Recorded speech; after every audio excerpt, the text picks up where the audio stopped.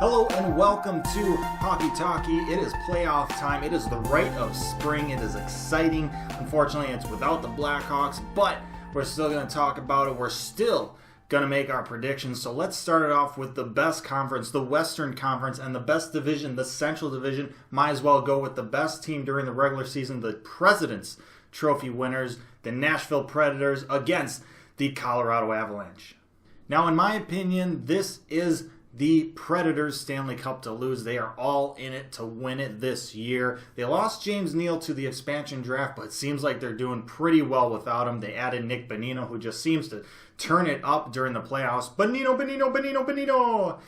They added Kyle Turris at the trade deadline. They have arguably the best top four defense in the league. They really don't have much weakness on this team, and that's why they won the President's Trophy. However, that being stated, President's Trophy winners don't necessarily do all that great in the playoffs. The last President's Trophy winner to win the Stanley Cup was the 2013 Chicago Blackhawks 4 years ago, and then before that, it was the Detroit Red Wings in 2008, 4 years before that. So odds aren't really in their favor. However, if the pattern exists, 4 years in between Cup wins for President's Trophy winners, this would be the year for the Preds to do it. So they've got that going for them.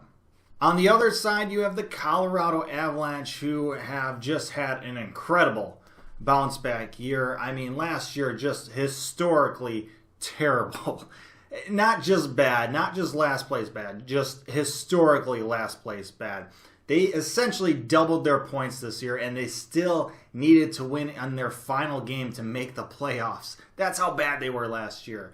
They increased by 47 points in the standings this year, but they have a lot of young, offensive, productive players. They have McKinnon, who is somehow only 22 years old. They have Mikko Rantanen, who is an extremely talented and tall young guy. They have Landeskog, who seems like he's kind of turning it up right now. Unfortunately, I don't think they have the defense to really keep up with the Predators, and, well, Varlamov getting injured certainly didn't help late in the season.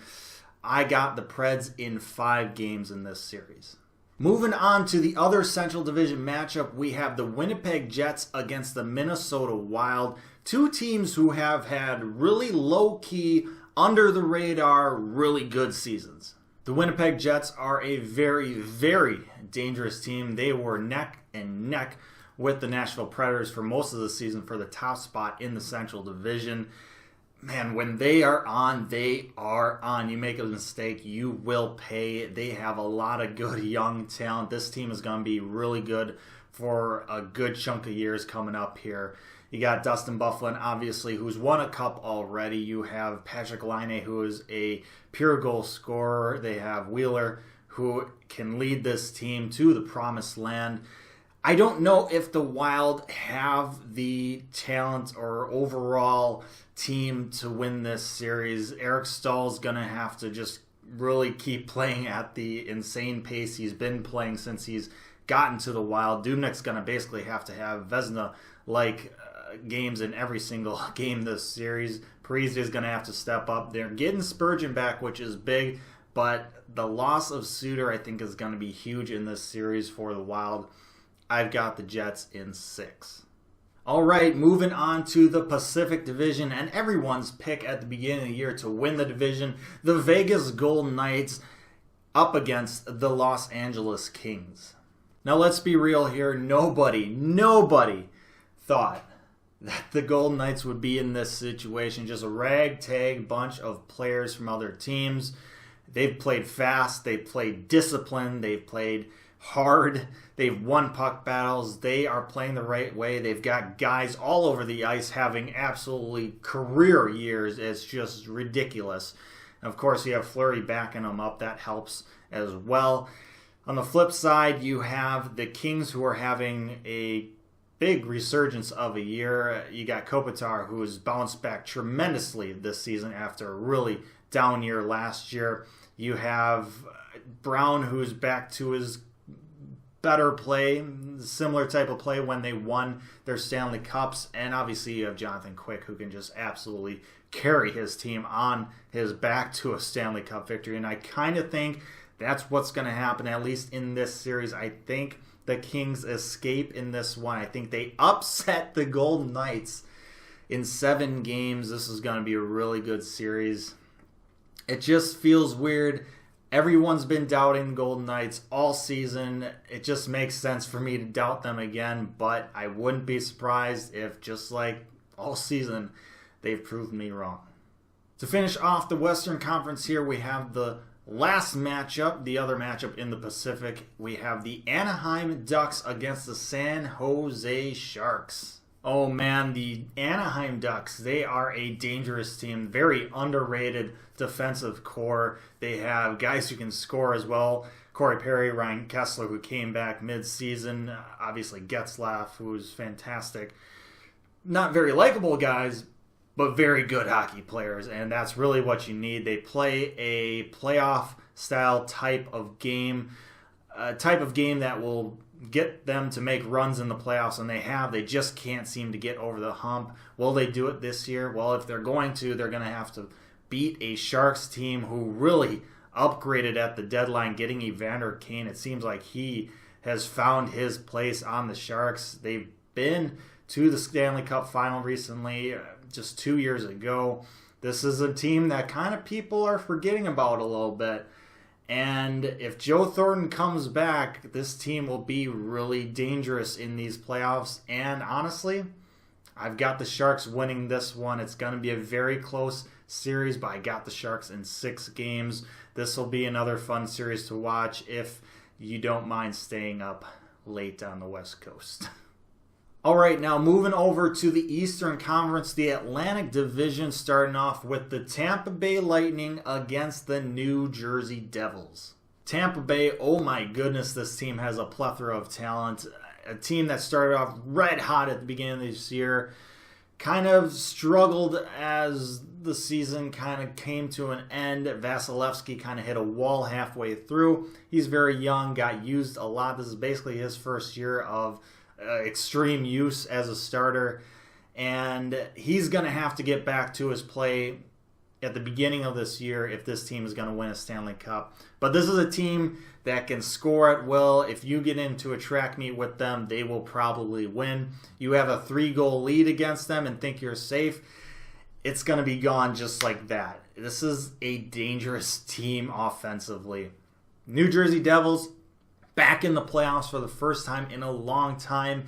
Taylor Hall in the playoffs for the first time in his career. He, just an incredible year he had. Basically carried his team points-wise. I don't think he's going to be able to carry his team like he did in the regular season in the playoffs. I don't think it's going to be enough for the Devils. I see the Lightning winning this series in 5 games.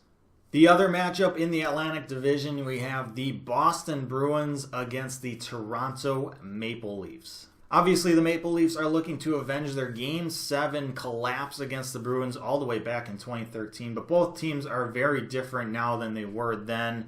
Both teams very young. Bruins, they're still kind of in the midst of a rebuild, and they've just had a fantastic season. Their young guys have really stepped up this year.